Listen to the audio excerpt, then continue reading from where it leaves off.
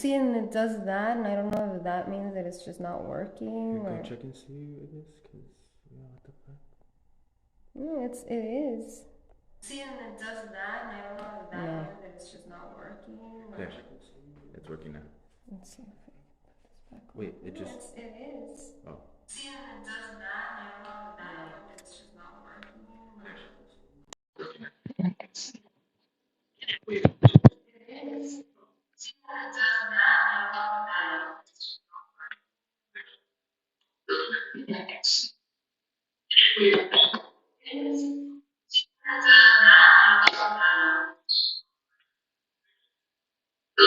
means. It is. Wow.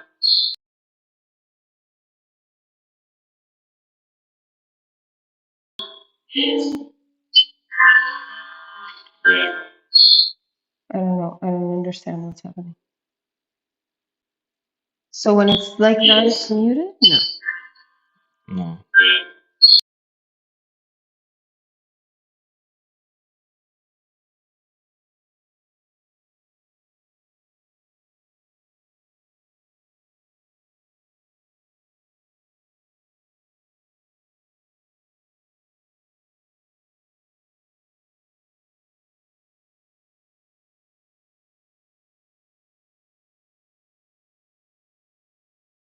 Yeah, turn it off. Let's see.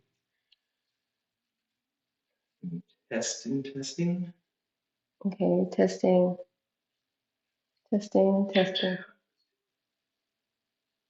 Yeah? Okay.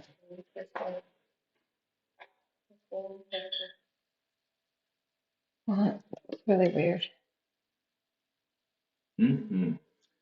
Is the mic on your laptop off?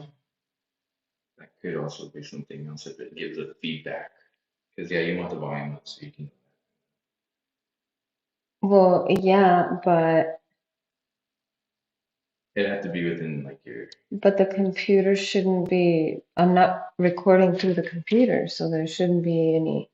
That this is being received from there, so the microphone on the Yeah. computer should have nothing to do with it. It shouldn't, but sometimes it's connected. That's why.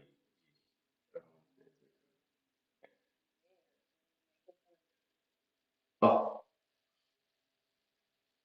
Well, yeah, it was just we turned it down because it was too loud. okay. I think it's good. Okay, thank you. I don't know how we just did the same thing over and over. I don't know how it got fixed. Thank you. You are welcome. Let me get an extension cord for you just in case you need to plug in your phone. I think it'll be fine. Thank you. Okay, I'm here. Having some technical difficulties starting today. Okay, I'm here.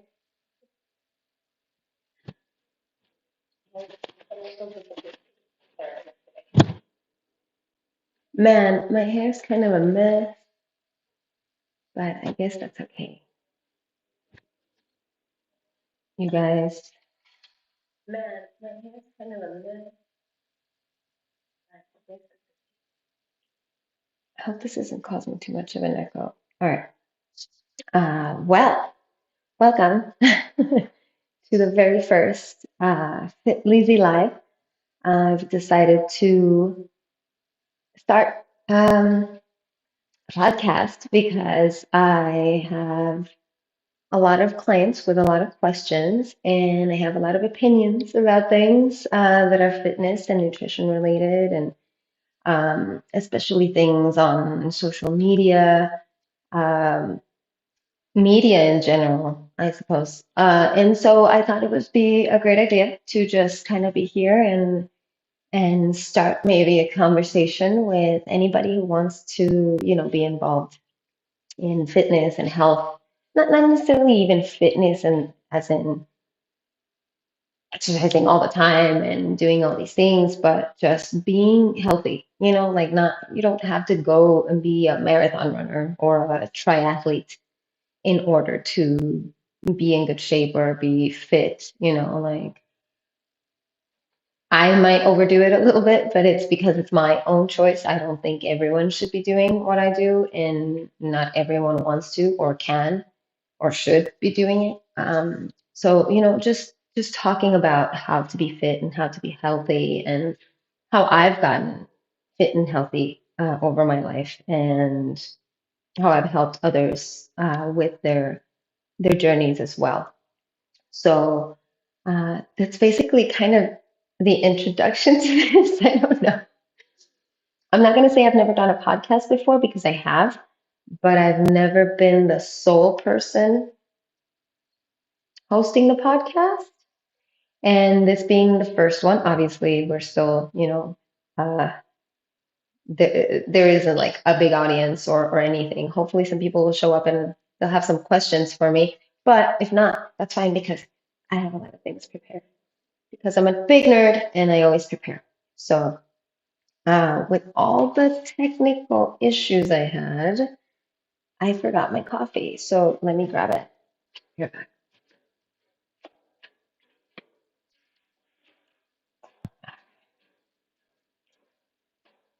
here we go. Also, my phone charger in case I need it. All right. So let's get started, huh? Okay. So again, this is the first episode of Fit Lizzy Live, which is going to be a hopefully weekly podcast. If not, maybe bi-weekly. I am going to be doing it every Friday or at least every other Friday. Um, and yeah, just leave comments. Even if you watch this afterwards, please leave me comments on topics that you'd like discussed, and things that you would like me to cover or talk about and stuff like that. Um, I guess first of all, I'll tell you what is in my coffee since I am a huge coffee drinker. I don't drink a lot of it.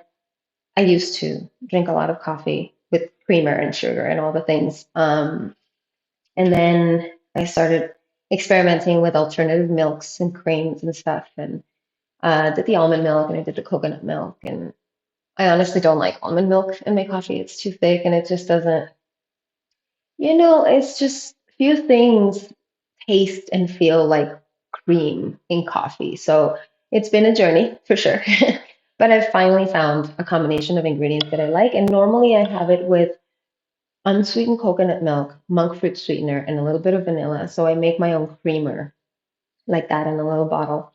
But right now I'm trying not to drink as much coffee. And because it's cold outside, I end up drinking a lot of it, especially if it's delicious. And which honestly, my coconut milk, vanilla, monk fruit creamer is really delicious. And so I end up finishing my coffee in 10 minutes. And then I want another one. And so I was having another one and I started getting kind of like, which is weird because I used to drink like 5 espresso based drinks back when I was in LA working at Italian restaurants. Uh, but I can't anymore. I don't know. It makes me a little nauseous. I don't know if it's because I do fast. I do intermittent fasting, and for the most part, I eat like once every 24 hours, maybe 16, but it'll be like a small snack, like a fruit and yogurt at the most, and then later just dinner, and that's it. So my stomach is mostly empty, and then I'm just kind of drinking coffee, coffee, coffee, and I wasn't feeling so great. Also, if I drink a lot of coffee too late in the day, I can't sleep. So, in order to reduce, long story short, long story long, I am currently using a powdered creamer because I was only going to put creamer in my coffee for the weekends. Because while I love coffee, I'm not crazy about having multiple black coffees in one day. So, like, I'll have one and maybe I'll try the second one, but halfway through it, I'm like, I'm done. So that's why I'm doing powdered creamer because that way it'll last longer than the coconut milk. And it's really good. It's called Leaner Creamer is the brand. And it is also sweetened with monk fruit and it's made with coconut as well. So it's basically like the one I make, but it has less of the monk fruit, so it's not as sweet. So I add a little bit of extra monk fruit. But it's really cool to have like in the office or in your car, have it in your bag or something, and just kind of have your own healthy creamer with you. That's always nice. So cheers to that. Mm. Ah, so good. Okay. This coffee's gonna last a really long time because I'm gonna be talking a lot. What else? Don't get used to the makeup. I got really excited today. I normally don't wear makeup. If you follow me on Instagram, you've probably noticed that I don't really wear makeup often. I usually do for podcasts and things when I've done podcasts with other people or for my other job.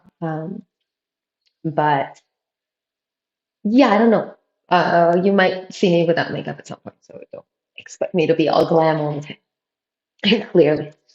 Okay, so a little bit about myself. If you know me, you probably know some of this, some about my story. If you don't know me very well or just have run into this podcast, I am I'm currently 38 years old. I'm going to be 39 next year.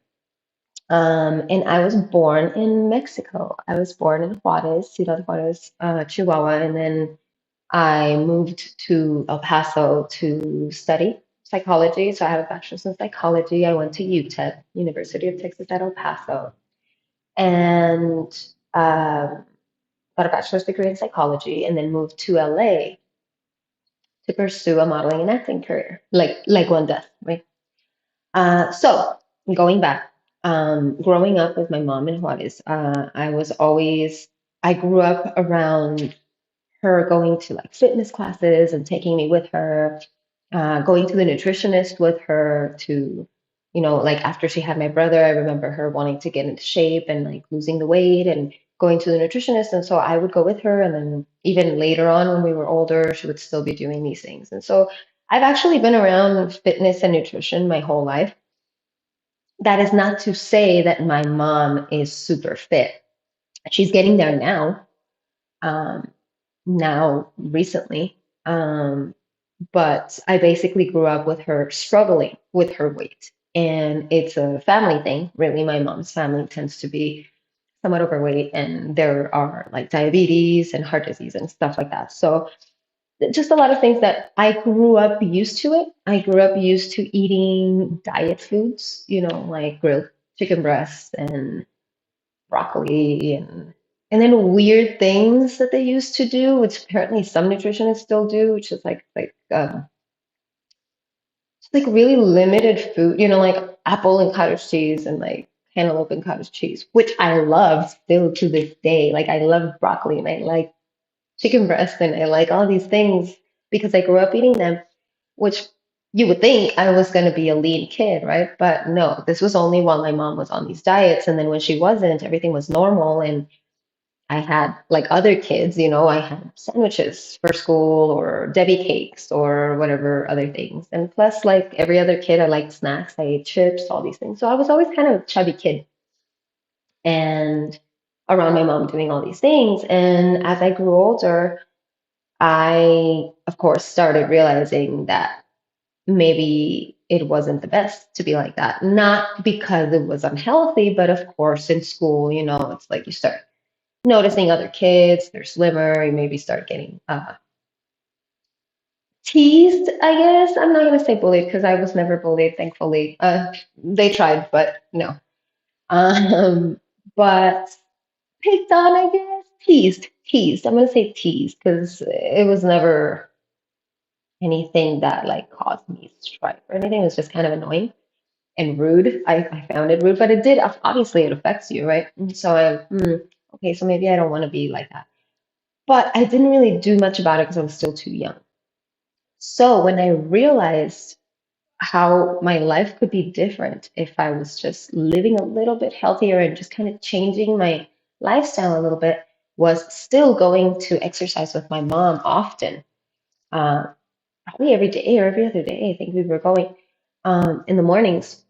Um, I had to go on a treatment for I think 3 months for UTIs because I was a kid and I used to have a lot of UTIs, and so they put me on a specific um, diet and a specific treatment to help with that. And so the diet was basically no irritants, not a lot of fats, not a lot of. So I couldn't eat a lot of my Mexican candies that I love, like tamarinds and chili things, and no chocolate. Definitely no coffee. Not that I was drinking a lot of coffee, although I was already 16 by this point. So, okay, so I'm 16. I'm in high school. Um, in Mexico, it's high school at that point because it's just 3 years middle school and then 3 years high school. So I was 16 years old, and I suddenly was limited in all these things. I used to drink soda. My family was a Coca-Cola family. It was just Coca-Cola all the time, either Coca-Cola or Kool-Aid, basically. So obviously, just sugar water all the time. And the doctor's like, all right, well, for the next 3 months, no lime, no chocolate, no chilies, no candies, no irritants, and nothing to drink except for water. The first day I had to drink a glass of water, I almost threw up. Like, I'm not kidding you. It would just not go down. It was disgusting. I could not drink water, and that was shocking. It is shocking to me now. It wasn't shocking to me then, but it's shocking to me now that that would be a way that I would feel about it. But basically, after a month of the first month, after just the first month of this treatment, I lost so much weight. And I went from being like a chubby girl to like being like a normal, slim, girl. And I was exercising and I was in cheerleading. So I was fit too, I started feeling better. I was feeling stronger. I looked good, which, I was 16. Obviously, that was my number one priority and my only reason to to do anything. And so it motivated me to just keep doing it. And so since then, stopped the sodas. Not fully, but I balanced it, like not a lot of sodas. I would drink those diet kind of Kool-Aid type things, but that are like low calorie, which I don't drink now. Um, and so that was the first time that I realized what I could do just tweaking my diet a little bit. And so I continued my life and I kind of stayed kind of the same until I went to college. And then when I went to college, when I started university, the freshman 20, however many the freshmen are, I gained that and then some. And so I went from, I don't remember what sizes I was when I was younger. I think when I was 16, I must have been like a size 12 or something. And then I went down to like a 9, which I mean, it's not skinny. I'm 5'3". It's not skinny, but definitely it's a difference. It's a couple of sizes. And then when I got to college in 2006, the year before I graduated, I got to like the biggest, the heaviest that I've ever been.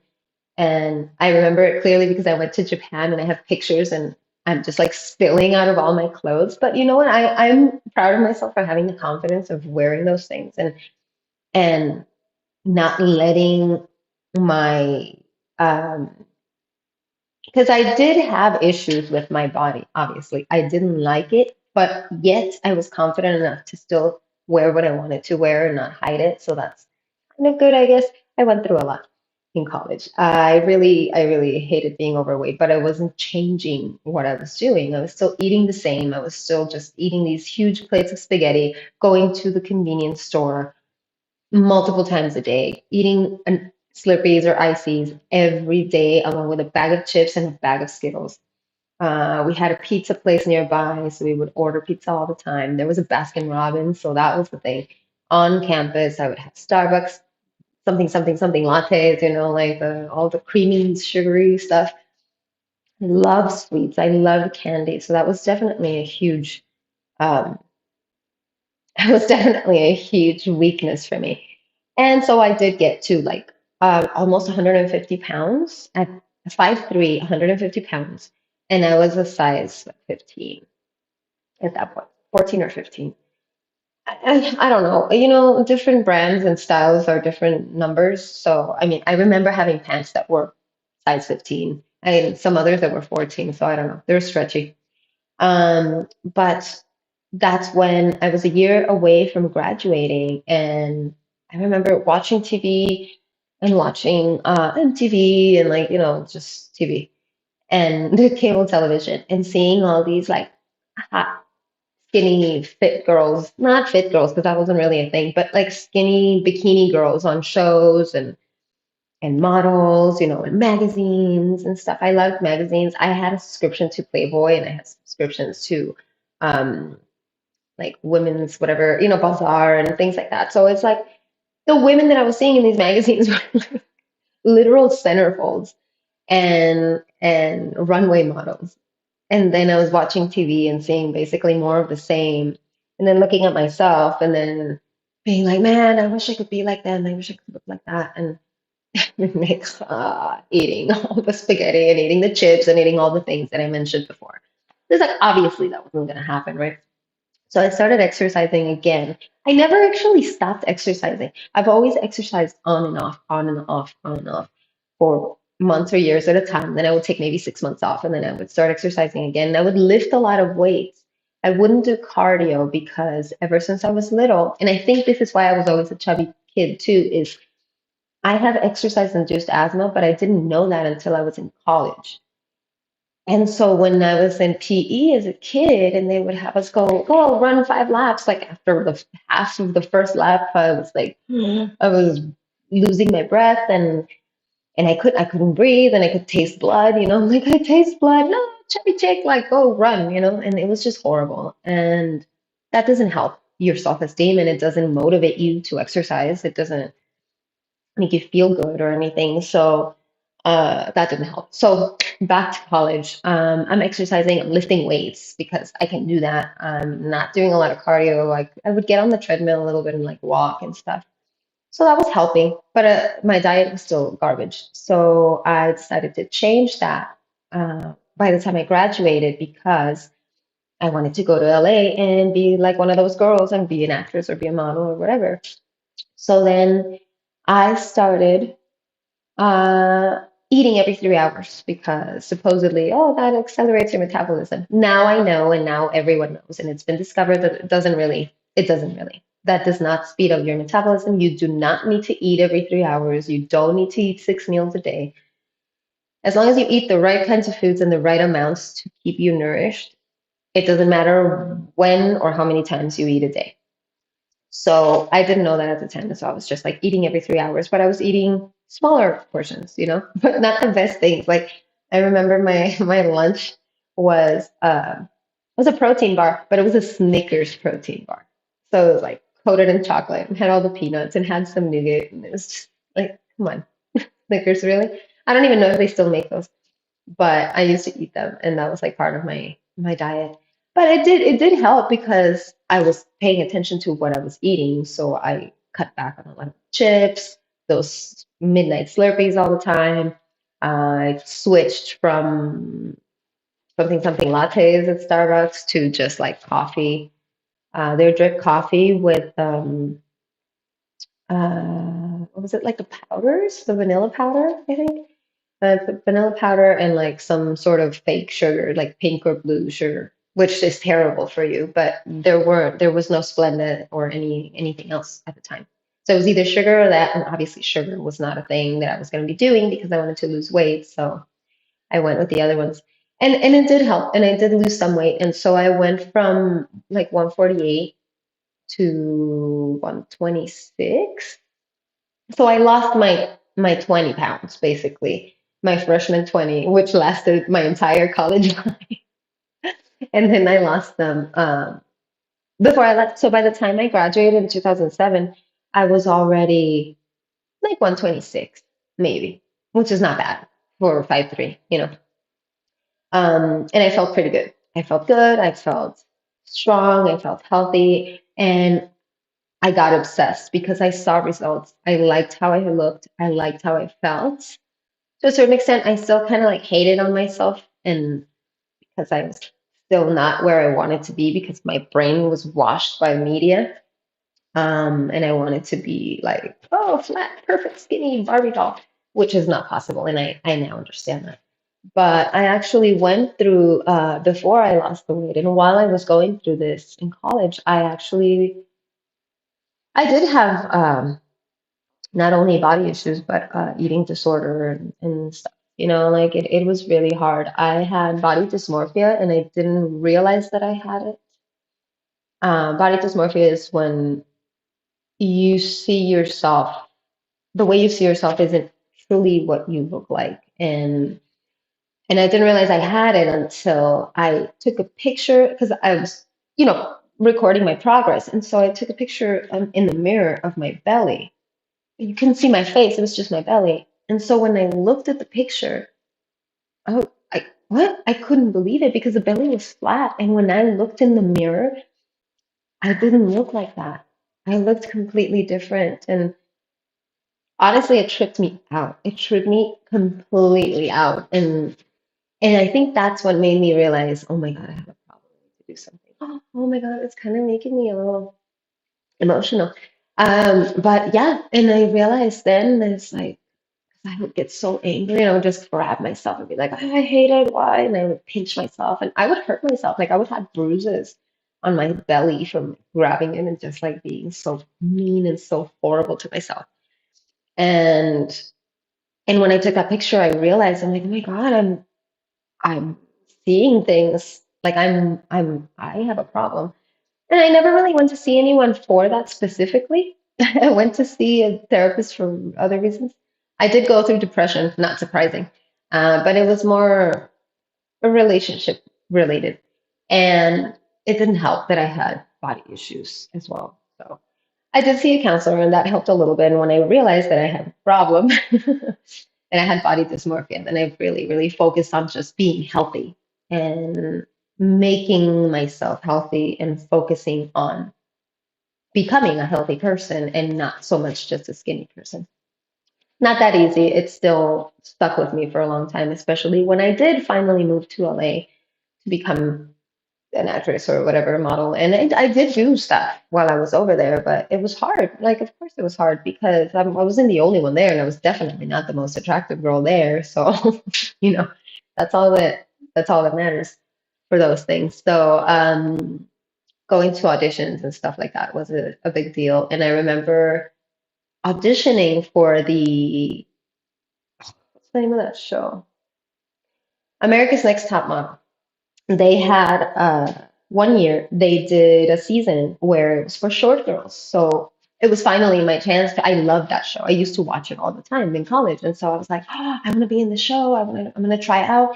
And I got even fitter. I was working my butt off at Gold's Gym and because I got a membership in LA and I was working out all the time.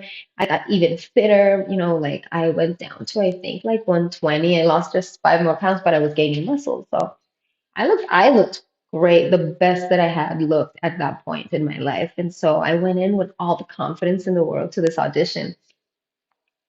And they put like 100 girls in a big cubicle, basically in this stadium. I don't even remember where it was. It was a stadium or something. I don't know.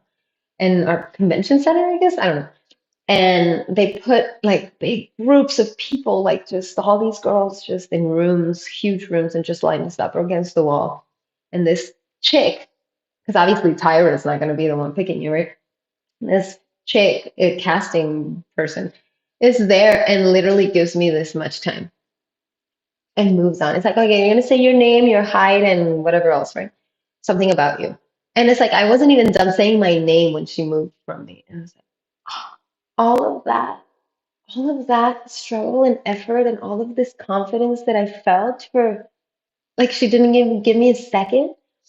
And I was just like, "Arr!" It made me so upset. It made me so frustrated. But that didn't make me lose hope. And instead I just again focused more on learning more about proper nutrition and eating well and staying active and all these things. And then I downloaded the Nike Training Club app and I started doing those workouts and I got really strong and I got in pretty good shape. And just going to Gold's Gym helped a lot because I feel like the people that go there can, yeah, they can be a little, in LA especially. I'm not saying every Gold's Gym is like this, and the people here in El Paso are certainly not like that at Gold's Gym. But LA is LA, and the Gold's Gym that I was going to was the one downtown. And so there can be some pretty cocky people who are like, or, they're just like they just go to show off or strut their stuff. But even still, it kind of inspires you because they're there for real, Like these people want to be fit, like they're serious. They're not messing around. And so that was inspiring. I took a couple of group classes, which I hadn't done since I was living here, and I loved it. I loved it so much, and I loved the instructor. She was Swedish. I think her name is Victoria. She was really cool. And I loved her classes. And I was like, you know what? That's really fun. I would love to do that. And I think that's when the first the first indication in my brain, the first little light of, hey, I want to do this like for fun almost, like for a living and for fun. It's like, oh, that might be fun. Well, I don't know. It's like a whole thing. So I didn't look into it, and so I just kind of continued there. But even before I left Juarez, and El Paso, when I would go to gyms, trainers would tell me, "Hey, you should become a trainer. Like, you should get certified. You're really good at working out." Mostly because, like I said earlier, I'm a nerd and I'm really good at copying and learning things. And so if I study something, I will learn how to do it and I will do it right. So they tell me, like, you should become a trainer, you should become a trainer. I was like, I don't think so. But then after I saw this instructor and I really enjoyed her class and I saw how much fun she had and I saw what great shape she was in, I was like, you know what? I think I want to do this. But I left it. I continued focusing on my acting and modeling.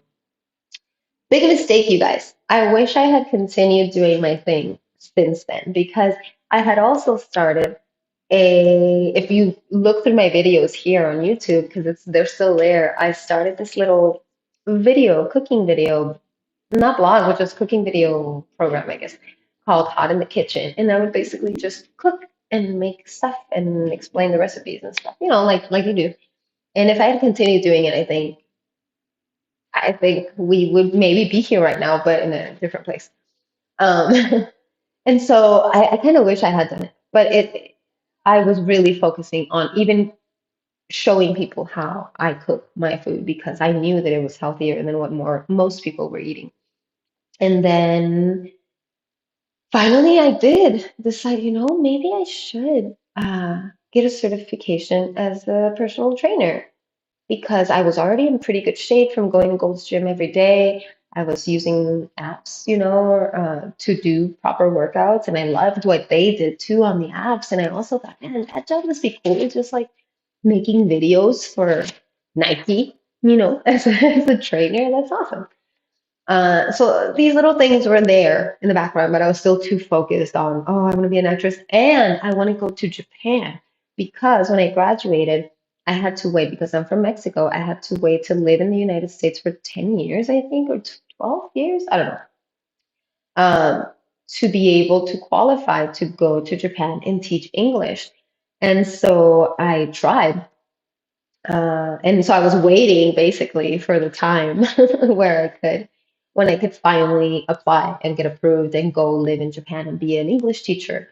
And I was planning on staying there for a long time. But so my 7.5 years, almost 8 years in LA were spent um, trying to, doing modeling, doing acting, going to auditions, getting fit and trying for the JET program to go teach English in Japan. And so basically, I was doing all these things while I was able to go to Japan. But I didn't know about the 10-year thing, so I applied a couple of times and didn't get in. I didn't know why I wasn't getting in until later I found out. But in the meantime, I was like, well, if I don't get in this next time, I need to have a backup plan because it's going to be the next time is the last time I'm applying. But if it doesn't work out, I don't want to just be waiting. So I'm going to get a certification in personal training in case I don't get to go to Japan, at least I have this, and now this will be my new thing, right? And so I got to go to Japan. And so I moved to Tokyo and we lived there. My husband and I lived there for 2 years. And it was awesome. It was great.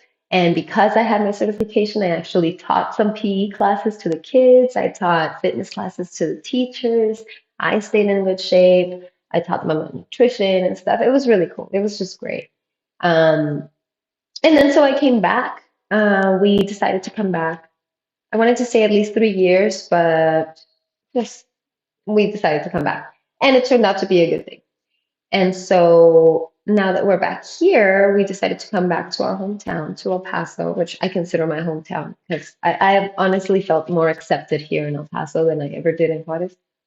So this is my hometown too. And as much as I didn't want to come back because it is a small town and I loved being in LA and the beach. I love the beach and I love stuff like that. I was also tired of big cities because from LA to Tokyo, it's like, okay. I wanted to take a break from it, not necessarily here.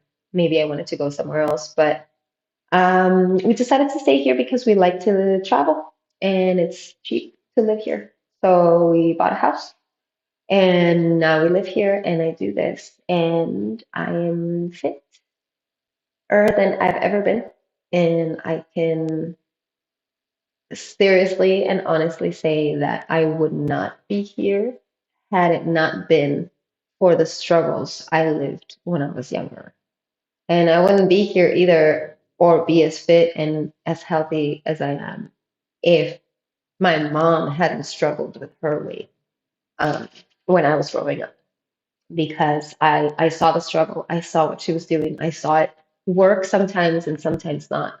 I saw her lose the weight and gain it right back when she stopped seeing the nutritionist. I saw all of these things, and so I wouldn't have ever known. I wouldn't have ever learned any of this. And if I hadn't gotten to the point of being overweight, and I I never would have gotten into it. And so I'm really glad and I'm thankful that even though it was hard, even though at some point I say the only regret I have in my life is having gained so much weight because like I have stretch marks and the stretch skin doesn't go away. Sorry, but it doesn't. And I didn't even gain that much weight. Like I only went over 35 pounds over what my weight should be for my height.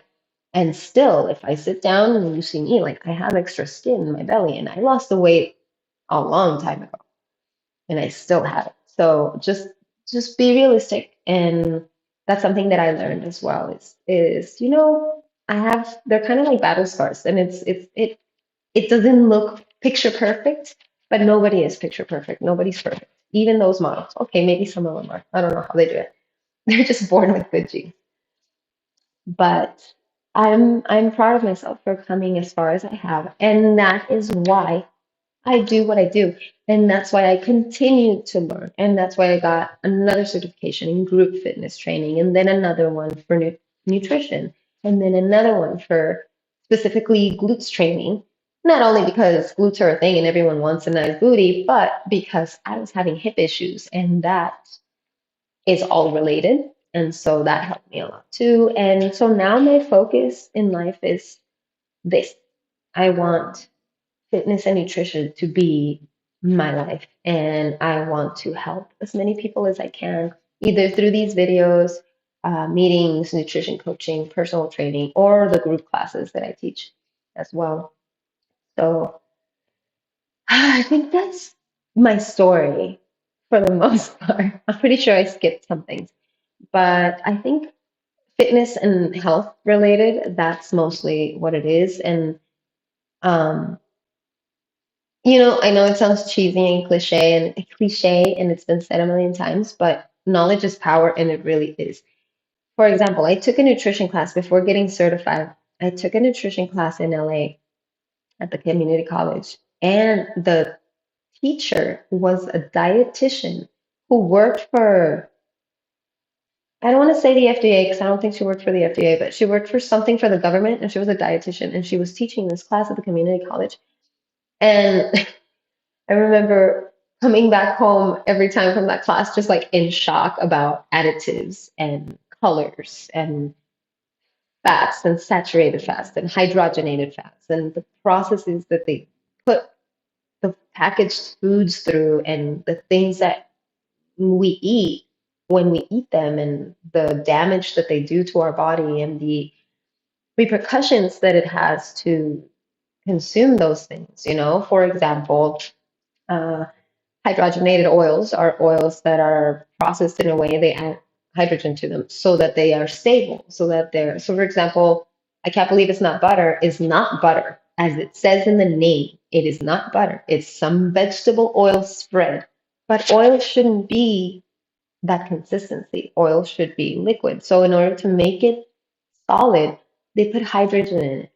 And so now it's chemically different. So when you eat it, your body doesn't know what to do with it because that's not what normal fat is. That's not what a natural fat is like. And so your body doesn't know what to do with it. And so it just stores it in places, or most likely, it sticks to your arteries, causing high blood pressure and other uh, issues like that, cardiovascular issues. So that's shocking, right? So immediately I was like, all right, no hydrogenated oils. that was the first day. It's like, read labels, please read labels.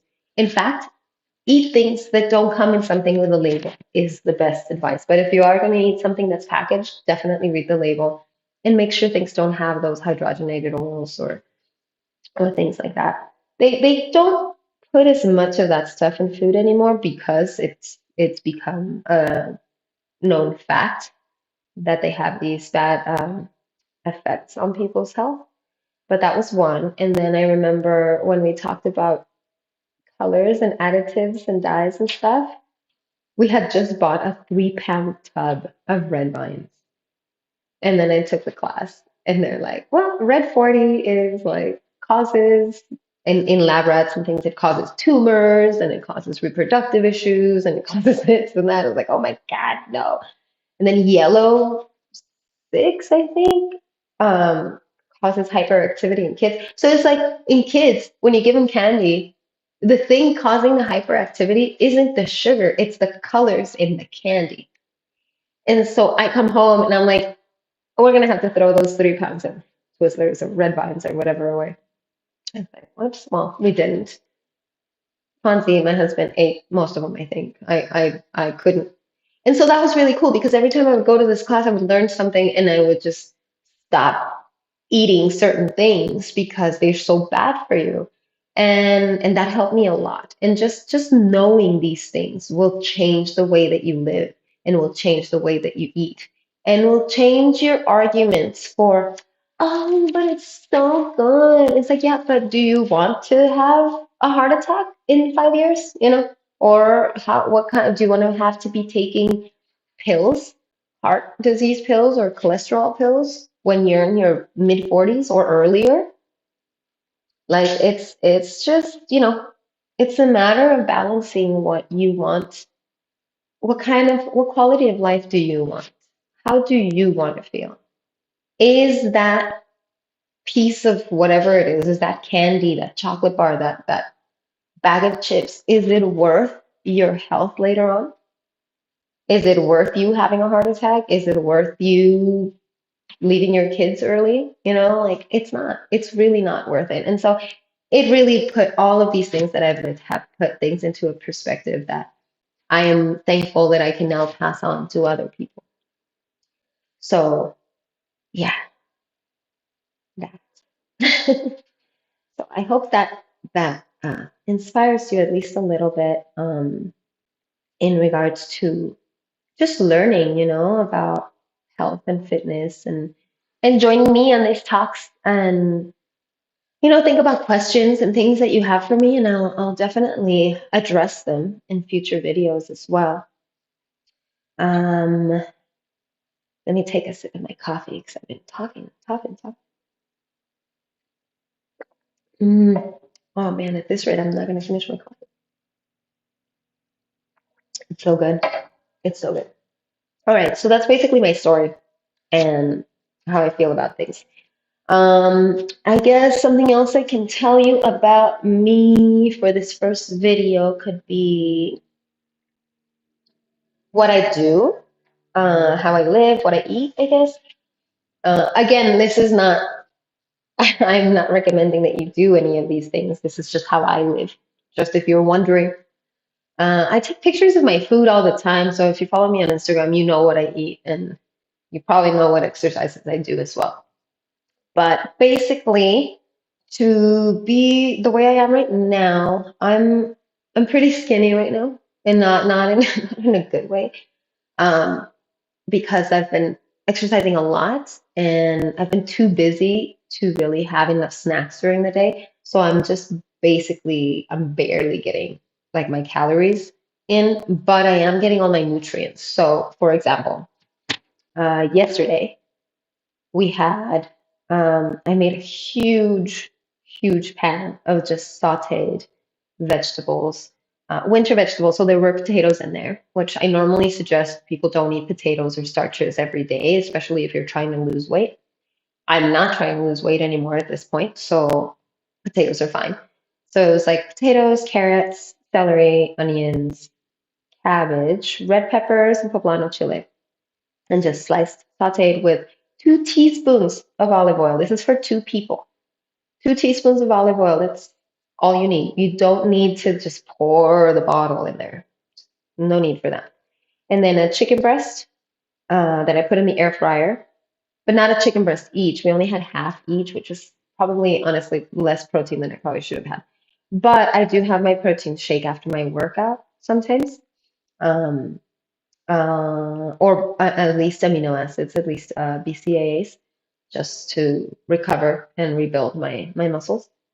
But usually I would have a snack in the middle of the day. So I don't eat breakfast. I only drink coffee with my light creamers, which usually don't end up having more than 30, 60 calories at the most if I have two of them. Probably less actually, because no, yeah, I put a lot of cream when I do the coconut milk. I probably put that much in it. It's like a half. So that's like 30 calories of the unsweetened coconut cream. Calories are not that important. It's more important that you're getting your nutrients. So, for example, yesterday I ate all the things that I told you.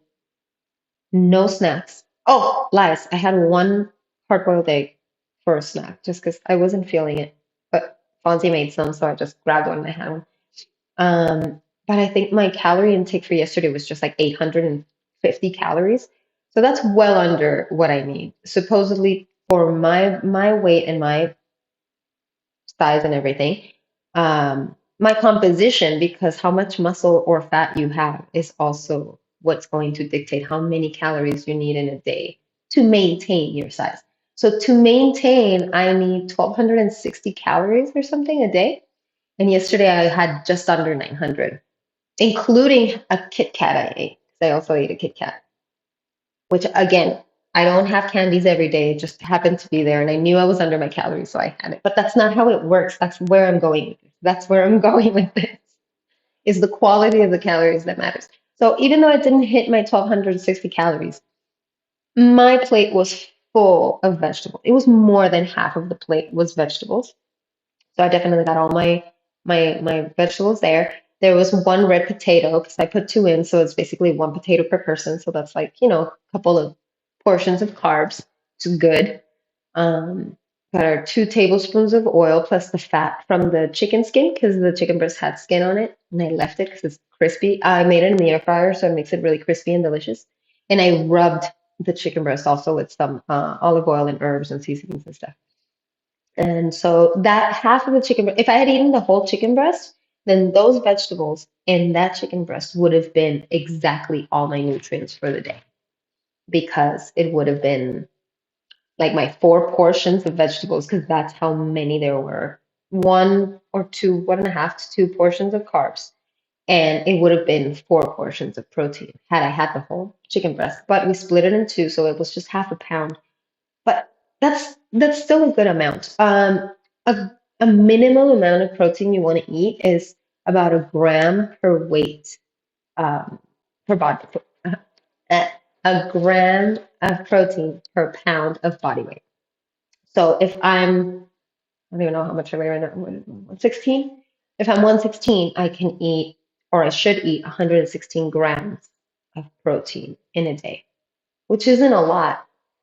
Honestly, it's not a lot because that chicken breast is a pound, which is about 400 and something grams. Half of it is 200 grams. So I actually did have enough.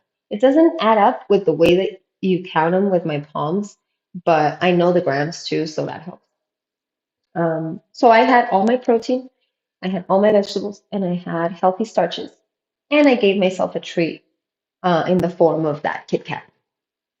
Uh, Yeah, which I didn't need. I don't need it, but I could have it because I've been working out and I eat so well and so balanced 90% of the time.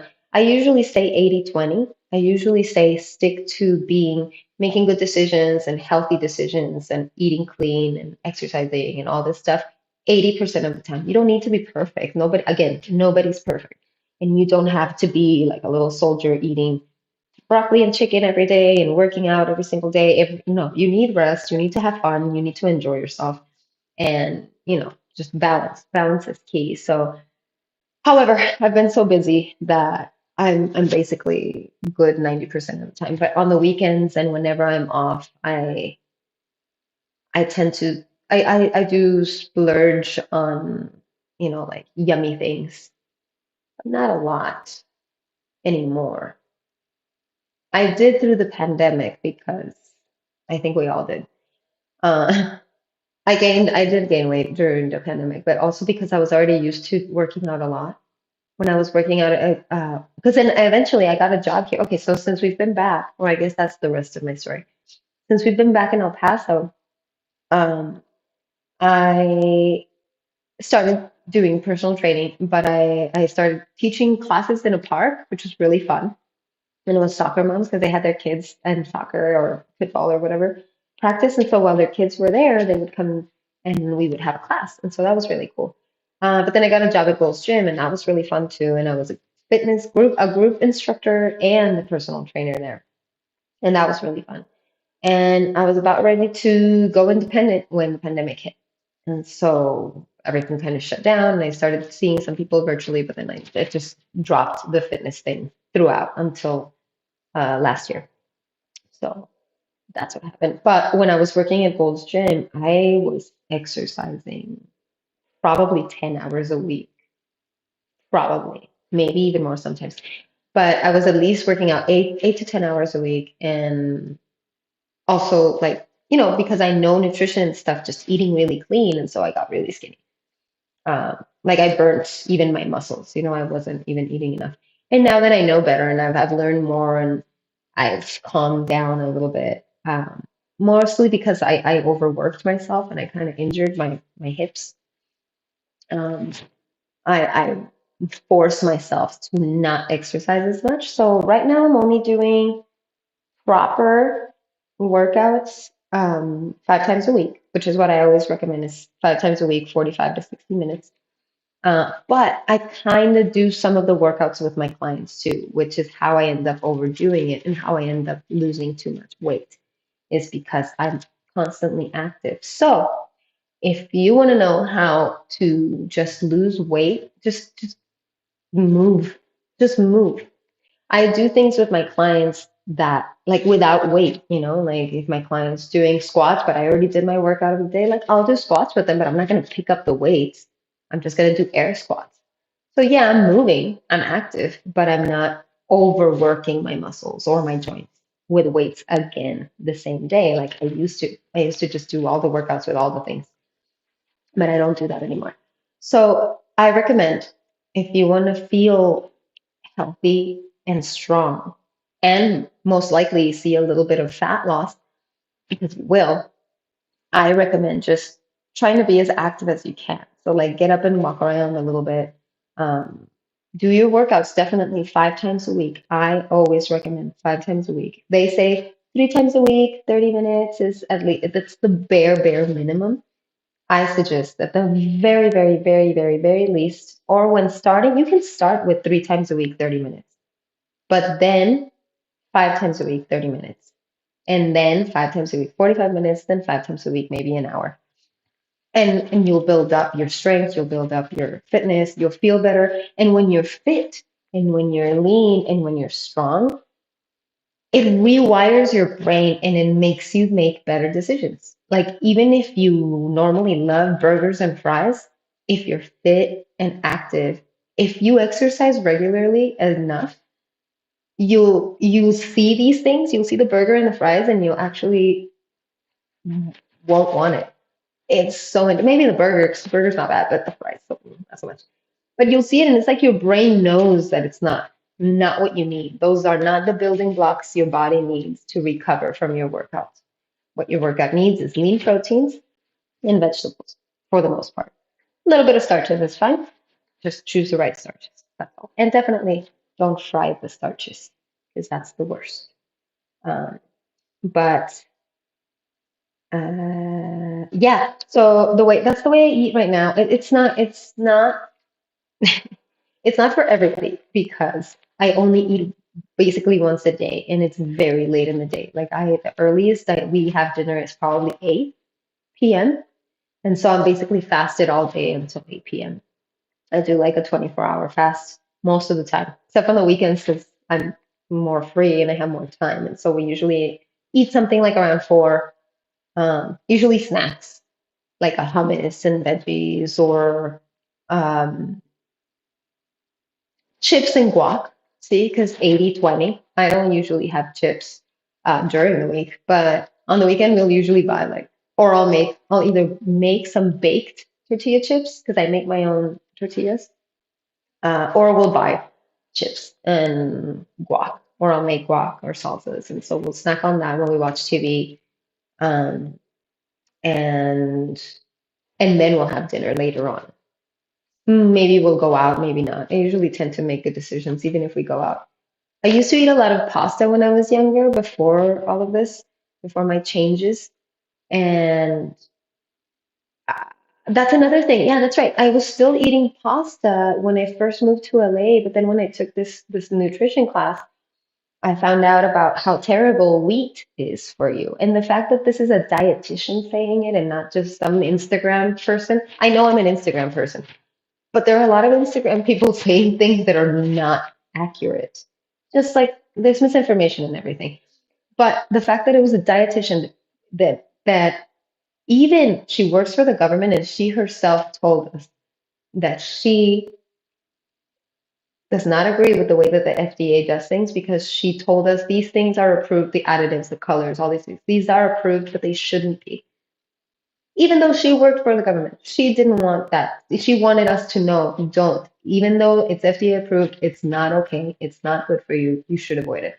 And so I thought that was really cool of her. And so one of the things that I learned there was the effects that wheat has on the body because of phytochemicals, which are basically chemicals in seeds and plants. But the ones that wheat has kind of tend to cause, that's why some people have the gluten sensitivities, or they get leaky gut from other things. And it's just things that chemicals that are naturally occurring in certain foods. And our body, some of us don't react well to them. But wheat overall tends to uh, release some of these chemicals, which can cause inflammation, like joint inflammation in some people. It can cause, um, like certain, what's it called, irregularities in like your levels of different things. And apparently, it also kind of not doesn't allow you to absorb all the nutrition from your food. So like imagine you're having this amazing salad, like an antipasto salad, let's say, right? And it has all these vegetables and the olives and the cheese. That's protein, that's healthy fats, that's minerals and vitamins from the vegetables. Now you have your tomatoes, your all these things, and it's delicious. It's really nutritious. But then you're having it with a side of pasta.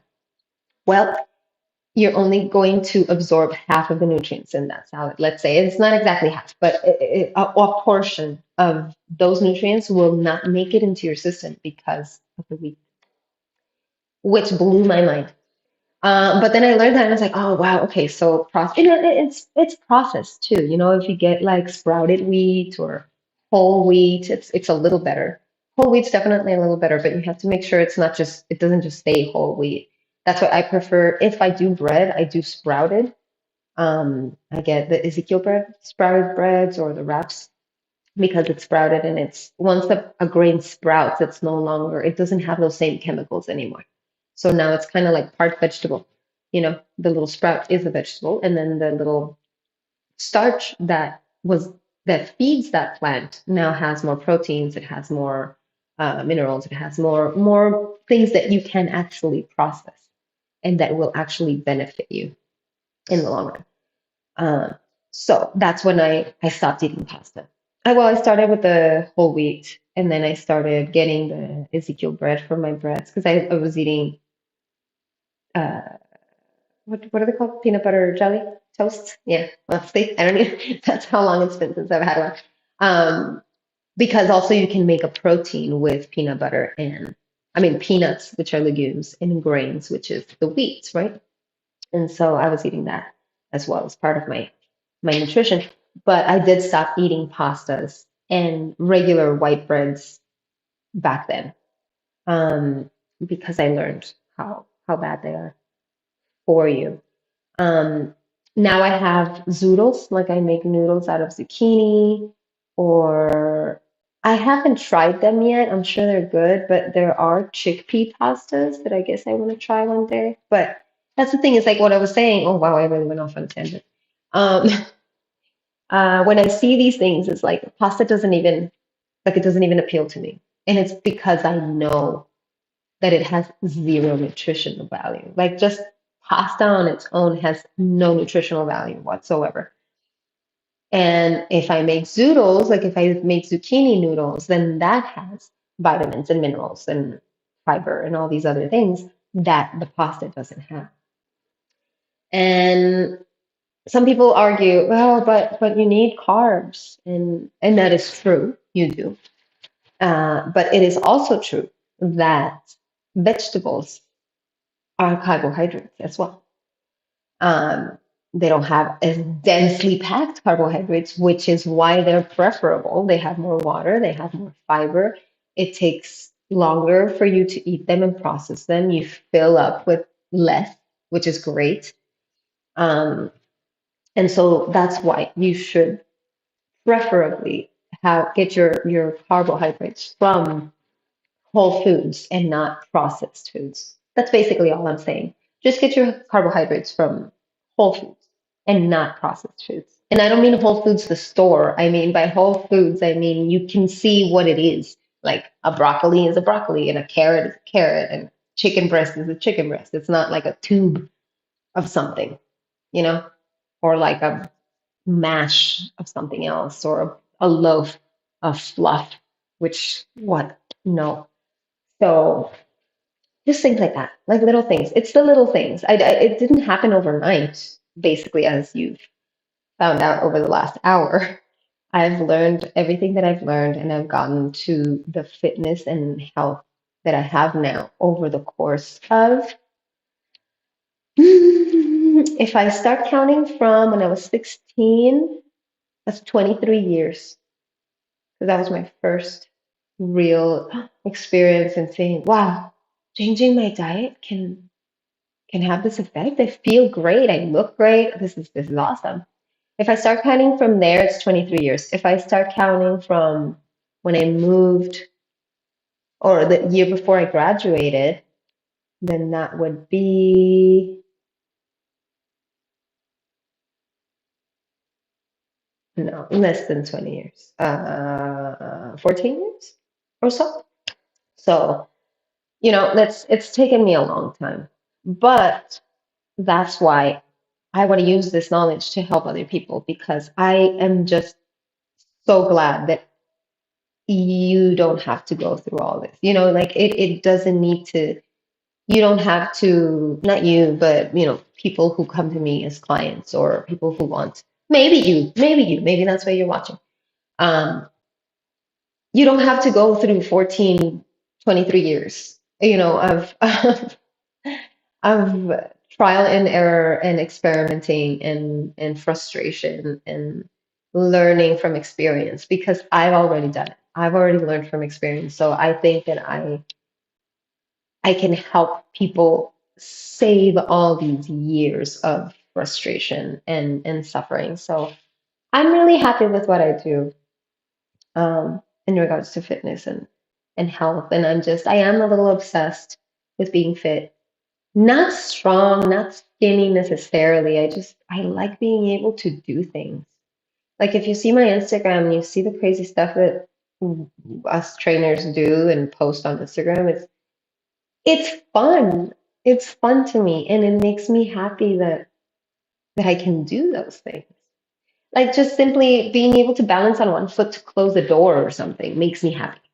Like being able to lift something with one arm while holding on to something, that makes me happy. Why? Because I know that if I ever need to, I can help someone if they're falling. I can hang on to something if I need to save my life. I am capable of doing things. And it's a good feeling. It's a really good feeling. And so, if not for anything else, do it to feel strong, do it to feel good, do it to feel healthy, and you'll be happy. I always say, looking better is a bonus. I didn't always feel that way. And my original reason to get into fitness and nutrition was physical appearance, but it's not anymore. It is definitely a bonus. I like having abs, like, but I don't do it for that reason only. Like after the pandemic, I hated how weak I felt because I wasn't exercising as much. I had my gym and I was working out some, but even though I'm a personal trainer, I'm a fitness trainer, and I can make programs, I wasn't even motivated to make them.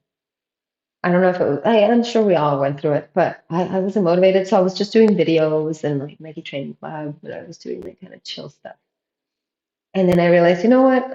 I'm barely just maintaining. So, but I felt weak. Even with 10 pounds, I could hardly do things and I was getting really tired. I was like, this is not okay. From working out 10 hours a week to like barely being able to row with 10-pound weights. Come on. It was ridiculous. So now it's kind of like a challenge for myself to be fit, to be able to do crazy things that I see online. And it's like, oh, I want to be able to do that. I want to try it. And just trying it and doing it. So, find a goal. Find a goal preferably that isn't superficial. Something that's not just the way you look, but the way you feel. If you're tired all the time, if you feel sluggish and you're cranky and you have joint pain, you have headaches, you can't sleep well, all those things, if you work out more and watch what you eat and try to sleep better and give your rest priority, you'll feel better. You'll feel brighter and smarter and stronger and just better all around, happier. So I recommend you start making little changes. You have to start little by little, but it doesn't have to take you 23 years. It doesn't have to be that slow. You can just start little by little. I think my first recommendations, if you want to start on your journey, would be switch out sugary drinks with waters and unsweetened teas or coffees with monk fruit sweetener is a great alternative that I just love. Make sure you're sleeping at least 7 hours per night. Imperative, very, very important that you rest 7 hours a night, at least, because that's when you recover. And if you don't sleep enough, your brain and the hormones in your body are not on your side, and you're going to be munchy and craving things, and you're going to store all the fat, and the cortisol is not going to help. It's just a disaster. So make sure you sleep enough. It's very important. Make sure that you are active at least 30 minutes a day, I would say 5 times a week from the beginning. If you're just going to do 30 minutes, even if it's a walk, go walk for 30 minutes. You can start slow. Add activity to your day for sure. And finally, eat the right things. When you're going to eat something, ask yourself, do I need this? You don't need pasta. You need vegetables. You don't need French fries.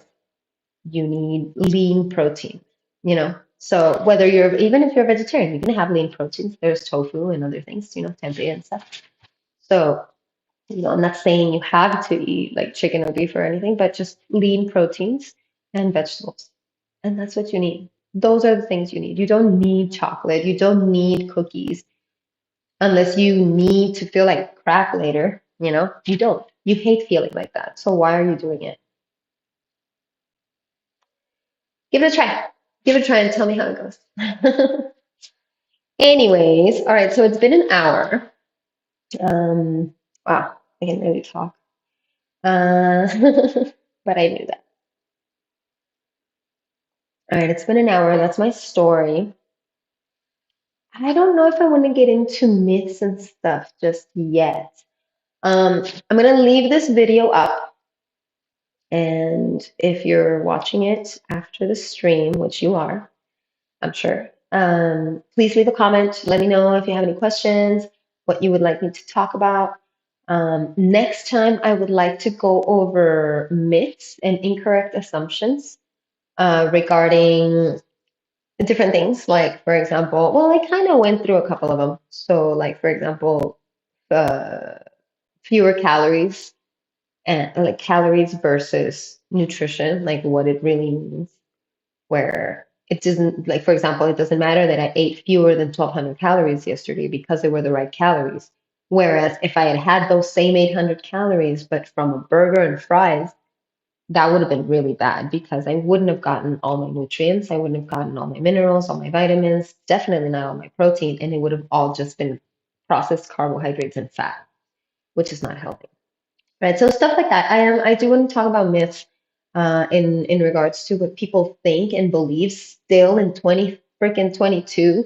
There are so many myths that have been around since the 70s that people still believe to this day and make wrong decisions uh, for their health and fitness based on these incorrect assumptions and incorrect or this misinformation that has been widespread for decades, really. And, just the internet's not helping because they're still around and they still get passed around. So, yeah, so I'll talk about myths next time. And I will cover any questions that I receive in the meantime, either here or Instagram or talking to people, clients, and stuff like that. I think that's where I'm going to leave it today. I know it's a little awkward at first, but it is my first podcast on my own. Um, so basically, you get to know me. That's basically the point of today, and we'll talk about other stuff next time. Thank you for joining me, and please subscribe and follow and do all the things. Um, oh, yes, yes. And I have an OnlyFans, not the sexy kind. Well, I have one of those, but that's not the one I'm talking about. I have an OnlyFans for fitness where I'm actually putting up programs. My workouts are going to be up there, and some of them are up for free, some of them you have to pay for. That's kind of the whole point of OnlyFans, right? It's a place to put my workouts so that people can access them and kind of buy the workouts. Um, and you can do that. They're not very expensive. I usually have them at $3 each. So there's like a whole 5 week long program that I made for the holidays just to keep people fit through the holidays. But obviously, you can do it any time of year. So you can check that out. I'm doing live streaming of my cooking on OnlyFans too, although that might change. I'm not sure. I might do it here only, but I'm gonna keep it on OnlyFans for now. Um, and so definitely visit me there. It's OnlyFans Fit Lizzy, just like this podcast, just no live Fit Lizzy, because that's my brand that I've decided on, and that's what my gym's gonna be called when I open it. So yay. Yeah, so follow me on the Instagram, follow me on OnlyFans, subscribe here, subscribe on OnlyFans, and please let me know what you think, what you want to know, how you like this, what questions you have, uh, what's your favorite food, what's your biggest weakness? What's your biggest weakness? What is the one thing you can't let go of that you know is not good for you and you just cannot let it go and it sabotages you. Tell me what it is and I will do my best to find you a substitute that will make you happy and will help you reach your goals. So let me know and I will see you next week. Thank you so much and stay healthy, stay safe, and see you next time.